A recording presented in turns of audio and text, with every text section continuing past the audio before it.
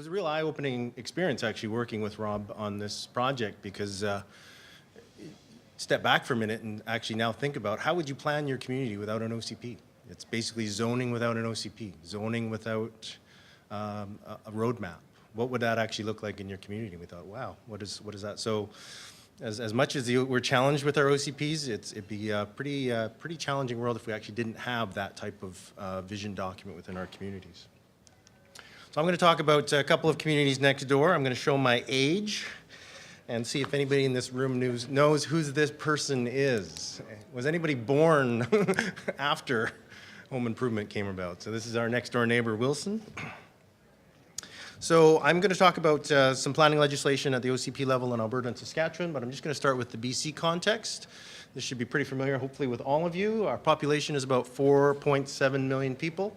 We've got about 162 municipalities in 27 regional districts, so about 190, 189 local governments, split up into cities, district municipalities, towns, villages.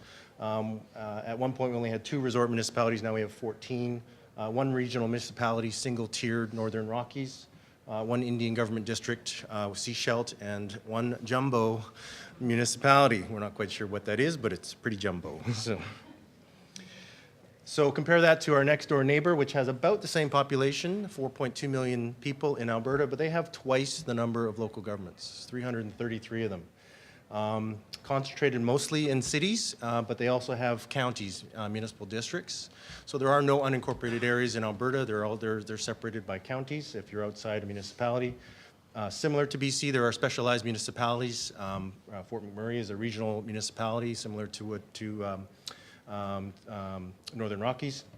But then there's a whole bunch of small towns, villages, and summer villages, and I had to look what a summer village was, and they don't allow them anymore, but it's the same as the village, but it obviously it's primarily your summer cottage. So 2 unique things about it.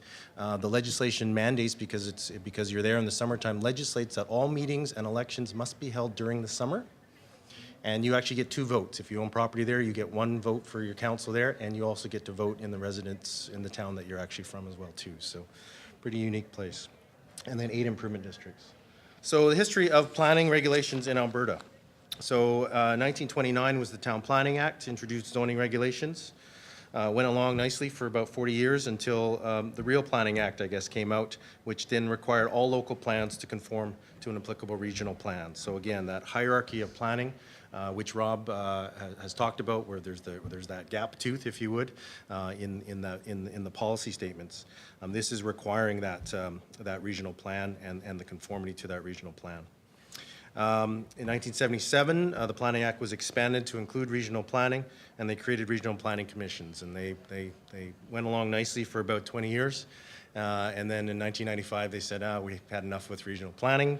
So they disbanded all the regional planning commissions. My first boss, Ron Matusi, was the head of the Edmonton Regional Planning Commission, and they all fled to British Columbia. So he's now the city manager here after 20 years of being here. So, and all these great Albertan planners brought all of their planning ideas with them to British Columbia. So we have things like, and I'll get into them, area structure plans came into Kelowna, where I worked here under Ron. We did 17 area structure plans coming out of that. So 20 years later, we'd like to think they've, in Alberta, they've kind of seen the light, and they've updated their Municipal Government Act, or the MGA, which is similar to the Local Government Act here. They've included this hierarchy of plans, and instead of bringing regional planning back, they've introduced the notion of a requirement for what they're calling an IDP, which is an intermunicipal development plan. So planners love hierarchies. So an IDP is probably somewhat similar to a regional growth strategy, but it is really more about 2 municipalities or municipalities and counties getting together and kind of planning along the fringes, planning on how they're going to grow there. So, and then underneath both the IDP and the MDP are your area structure plans, or what we would call neighborhood plans here in British Columbia, and then your land use bylaws and subdivision bylaws flow below that. So an IDP, they're unique to Alberta, but like I say, they're similar to BC regional growth strategies. Some regions were mandated to undertake IDPs. The Capital Region Board around Edmonton, about 24 municipalities there. We had worked with them on a number of components of their IDP. Others are still voluntary. Calgary started the regional partnership a few years back. The minister may order an IDP to take place. basically if the kids aren't getting along. The CRB comprises 24 municipalities around the Edmonton region of both mayors and reeves of the MDs, and they were required to complete a growth plan in 2010, and then now all the corresponding statutory plans are coming out of the IDP. So some examples, as I mentioned, a lot of IDPs were created because of some of the fringe challenges between communities. Rocky View is one where a lot of planners kind of cut their teeth on because it has a lot of these fringe challenges around the Calgary area. You know, so City of Calgary and Rocky View County, Airdrie, Crossfield, Cochrane, they all have IDPs with Rocky View. And then some cities in their respective counties also have IDPs, Leduc County, Grand Prairie, and GP County as well. So then down to the next level is your MDP, which is similar to your official community plan, essentially.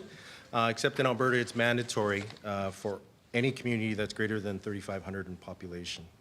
There's very similar must policies like OCPs in British Columbia with respect to land uses, transportation systems. One I got a kick out of was requirement to review sour gas facilities.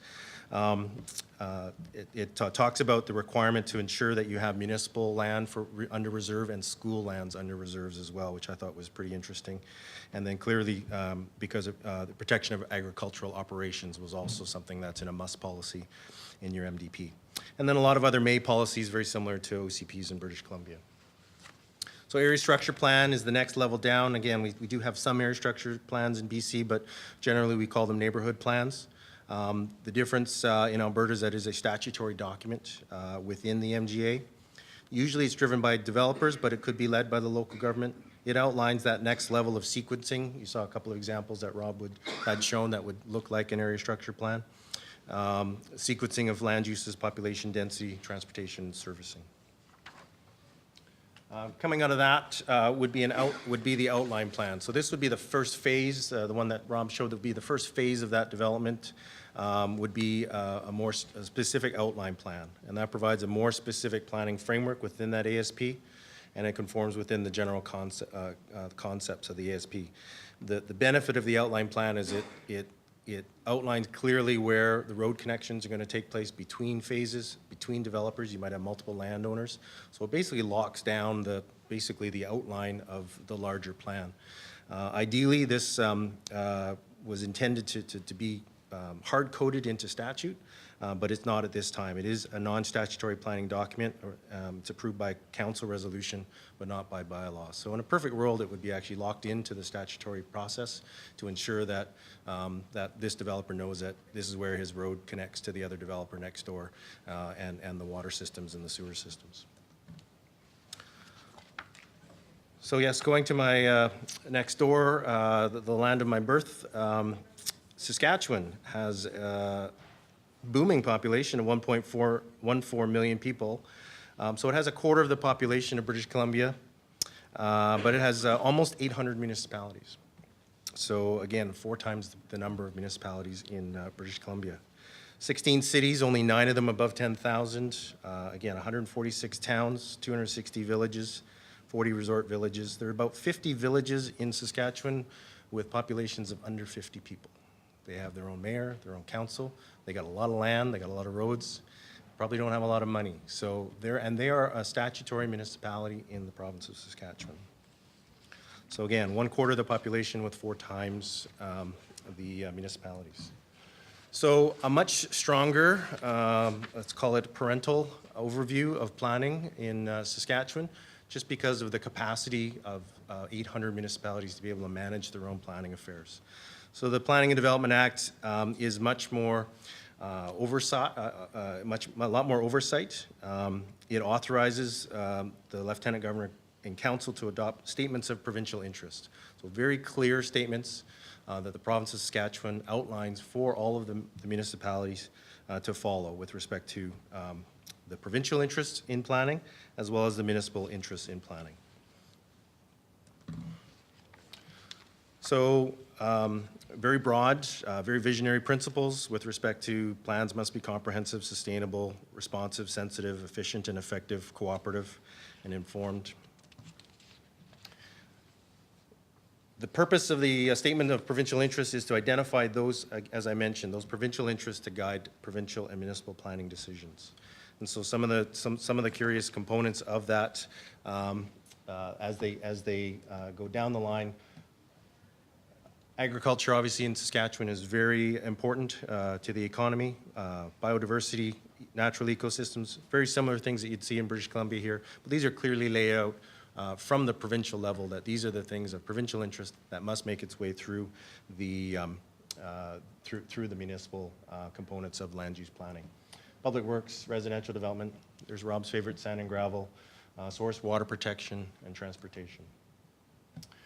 So the province giveth, if you would, the requirements for planning. They are the ones that dictate where and when and how planning is allowed. They will only allow municipal control if you have three things: A, is an OCP, B, a zoning bylaw, and C, if the province feels that you have the capacity to actually plan. And if you don't have the capacity to plan, the province is your planner. And so they give those controls to those communities, obviously Saskatoon, Regina, Moose Jaw.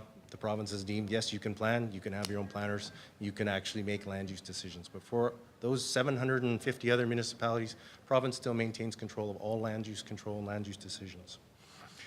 So then they took it a step further and said, well, we need, so they control zoning at this point, but they say, well, we also need to ensure that these communities are planning at that OCP level. So in 2014, a proposed planning act came out to strengthen the Planning Act, which has still not been adopted yet. But within there, by 2018, they've regulated and they've asked that all municipalities, all 800 of them, must have an OCP in place. It's not statutory, but it is tied to their gas tax funding. So they're dangling a pretty big carrot in front of you saying, we want you to do an OCP. But you got, so you're the mayor of I was going to say Humboldt, but I was trying to think of that community that's 50 people. You now must do an OCP in 2 years. Well, how do I do an OCP in 2 years? What does that actually look like? There are 2 municipal organizations in Alberta and 2 municipal organizations in Saskatchewan, one urban, one rural. So SUMA and SARM, that's it, and I'll talk about how that could apply to the BC context where we have one UBCM. Both those organizations have come out saying, great idea, thanks for this, but for them at the political level, planning to them is not seen as an asset, but it's seen as a cost. Again, I've got 50 taxpayers in my community. I've got to fix my water main. How am I supposed to do an OCP in my community? So again, because of that strong provincial interest, as I mentioned, zoning bylaws must be consistent with OCPs. But again, that approving authority is only granted by the province. Architectural controls are also maintained at the provincial level. So again, all DPs are controlled by the province unless they decide to give you architectural control districts. So those exist in Saskatoon and Regina. And design guidelines are only provided in main cities. So in Rob's example, there are no design guidelines at all because there's no OCPs. In Saskatchewan, design guidelines are only allowed where the province feels that you have the capacity to actually create design guidelines, manage design guidelines. So for those multiple municipalities in Saskatchewan who don't have the capacity, obviously collaboration is required. So that intermunicipal cooperation is something that's being talked about at the Saskatchewan level. They're considering the creation of regional official community plans. So 5, 10, 15 municipalities can get together and actually create a regional OCP. They could combine staff and resources. You might have 1 or 2 pages of your community in that OCP. But then how do you manage that? So you need to rely on some economies of scale to actually, manage that development as it comes out. So they've created 2 vehicles. One is a planning district authority, and they would then pass down full decision-making powers to that authority to make planning decisions, to authorize rezonings at a group level, or it could be just advisory in nature, which would just undertake the plans and reviews and then provide their commentary and their recommendations to individual councils for their approval. So that's just a snapshot of the 2 neighbors next door, BC and Alberta and Saskatchewan, and how they're similar, but they're different just because of the nature of the communities, the population, the dispersity, the economies of scale, and most importantly, the capacity to undertake professional planning within their communities. So a couple of takeaways that I found in looking at the 2 neighbors next door. I like the fact that Alberta especially has got some stronger tools for intermunicipal development plans. between two communities, local government to local government or local government and First Nation. I think we can, we can infuse a little bit more of that intermunicipal planning, especially along the edges or the fringes between our two communities. I like the statutory requirements for area structure plans and neighborhood plans in Alberta. I very much in both communities, both provinces like the statutory requirements for the protection of agriculture. Both Alberta and Saskatchewan have stronger tools and respect for rural planning just because of the nature of their communities, and I think we can infuse a lot more rural planning tools within British Columbia. And then finally, this one specific to Saskatchewan is a very strong provincial interest statements with respect to broad planning issues, water, environment, transportation, First Nations, traditional lands, very strong provincial statement, infrastructure and asset management. So thanks very much.